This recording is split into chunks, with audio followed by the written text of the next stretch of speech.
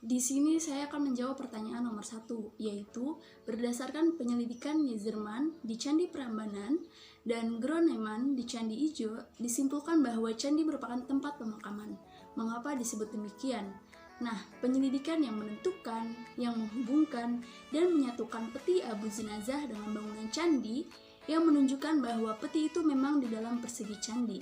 Tepatnya adalah yang dilakukan oleh Groneman terhadap Candi Ijo dan oleh Yezerman terhadap beberapa candi dari gugusan Loro Jonggrang. Nah, perigi Candi Ijo yang rupanya sudah teraduk keadaannya itu ternyata kedapatan penuh dengan pasir kasar bercampur pecahan-pecahan batu sampai sedalam 3/4 meter. Sedangkan di bawahnya sampai setengah meter, di atas dasar perigi penuh dengan tanah merah, bercampur pasir dan pecahan-pecahan batu, serta sejumlah batu putih persegi yang sudah tak menentu letaknya. Nah, lapisan terbawah terdiri atas pasir halus setebal 1/4 meter. Lalu, di tengah lapisan ini seluas setengah kali setengah meter terdapatkan tanah merah pula, yang pada nilai utara dan selatannya diapit oleh 2 lapisan batu persegi. Lalu bertumpu di atas kedua pinggirannya yang saling berhadapan dari batu teratas, itu terdapat lagi 7 lapisan batu yang tersusun saling merapat dalam 2 deretan ke atas sampai setinggi 11 meter.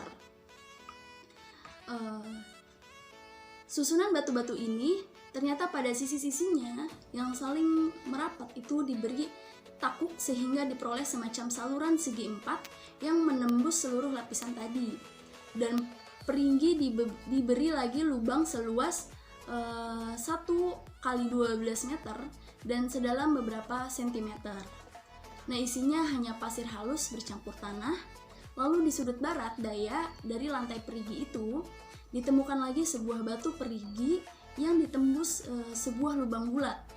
Dalam bagian perigi yang penuh dengan tanah merah itu pula, kepadatan pada bagian baratnya 2 buah batu lain lagi yang bersusun menjadi satu, dan yang bagian tengahnya diberi lubang segi 4 dengan sisinya yang makin menyempit ke bawah. Rupanya kedua batu ini diperlakukan seperti sebuah peti oleh karena dari tutupnya yang juga diberi lubang persegi dengan sisi-sisinya yang meruncing ke atas dan ditemukan pecahan-pecahannya pula. Lalu petinya sendiri yang diharapkan berisi abu-abu jenazah didapatkan 1 meter di bawah lantai bilik candi pada bagian teratas dari lapisan tanah merah, tepat pada perbatasannya dengan lapisan pasir. Letaknya yaitu di sudut timur Laut Perigi. Ganjil sekali ialah bahwa cukupnya ada 2 buah masing-masing dari batu dengan berbentuk kubus dengan tutup. Kedua-duanya ini kedapatan kosong, dalam arti bahwa sisinya hanya pasir dan tanah. Akhirnya di sela batu-batu dalam perigi itu ada pula ditemukan berbagai benda yang mungkin dapat dihubungkan dengan bekal penguburan. Ialah beberapa potong emas, 2 bentuk cincin masa kecil, sebuah mata uang emas, sebuah batu akik merah, sejumlah potongan emas kertas, dan sehelai kepingan emas yang dipahat dengan gambaran dewa dan 7 baris tulisan, atau yang dapat dibaca serta disalin oleh Brandes tetapi tidak dapat ditafsirkan artinya. Lalu penyelidikan Groneman itu ditutup dengan kesimpulan bahwa Candi Ijo tidaklah dapat lain daripada sebuah bangunan pemakaman. Begitu. Lalu saya akan menjawab pertanyaan nomor 2 mengenai apa yang membedakan antara candi di Indonesia dan kuil di India. Nah, diketahui bahwa candi merupakan salah satu peninggalan Hindu-Buddha di Indonesia. Nah, candi banyak tersebar luas di berbagai wilayah, seperti Jawa dan Sumatera. Nah, dikarenakan agama Hindu-Buddha dibawa dari India, maka terdapat perbedaan fungsi candi di India dan di Indonesia.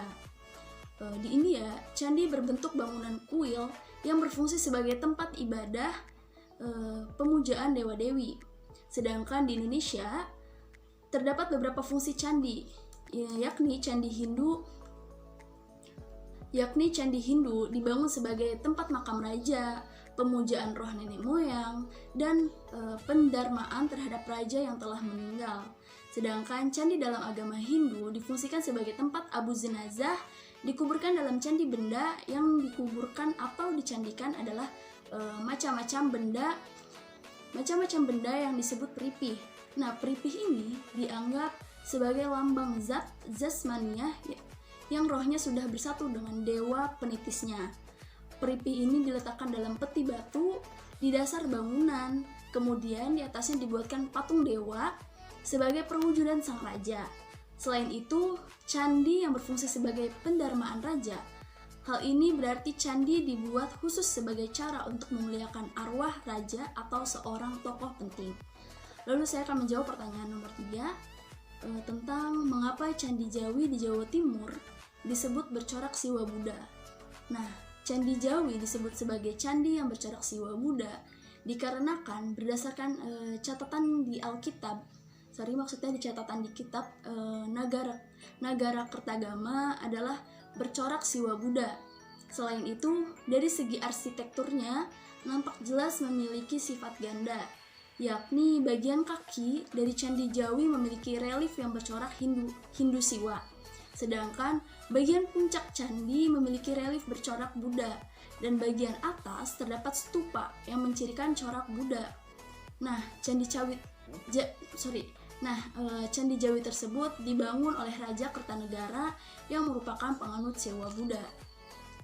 Lalu saya akan menjawab pertanyaan nomor 4 tentang berdasarkan Van Erde dan Muses serta penggalian arkeologi ditemukan fakta bahwa candi tidak berfungsi sebagai bangunan pemakaman, tetapi sebagai kuil, tempat patung yang dianggap menjadi lambang seorang raja.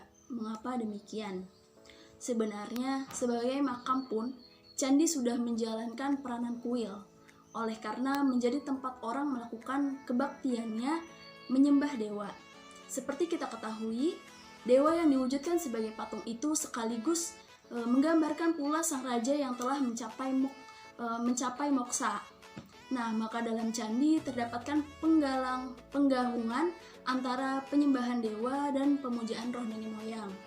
Nah, unsur dewa inilah yang menyediakan zat rohaninya dan menurunkannya dari rongga atap candi ke dalam arca.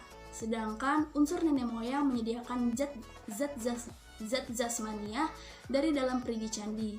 Sehingga pada waktu upacara arca, perwujudan itu menjadi hidup.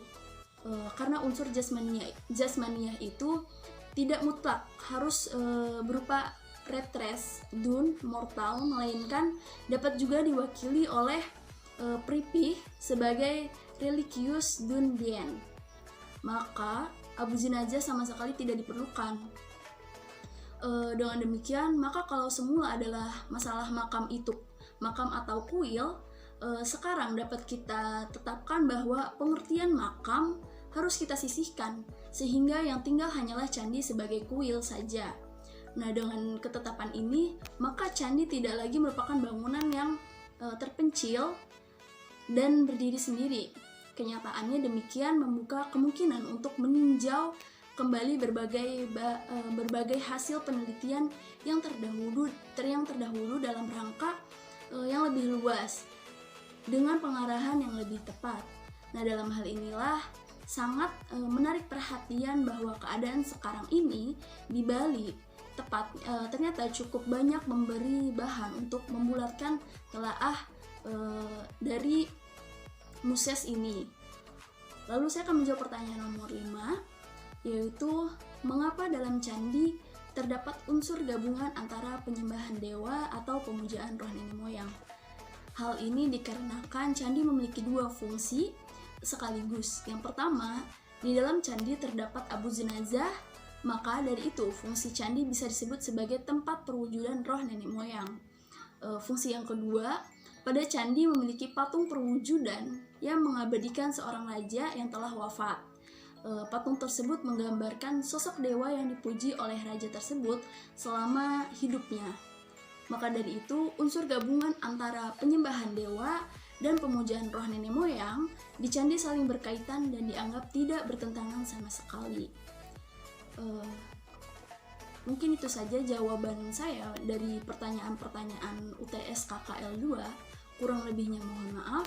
Wassalamualaikum warahmatullahi wabarakatuh.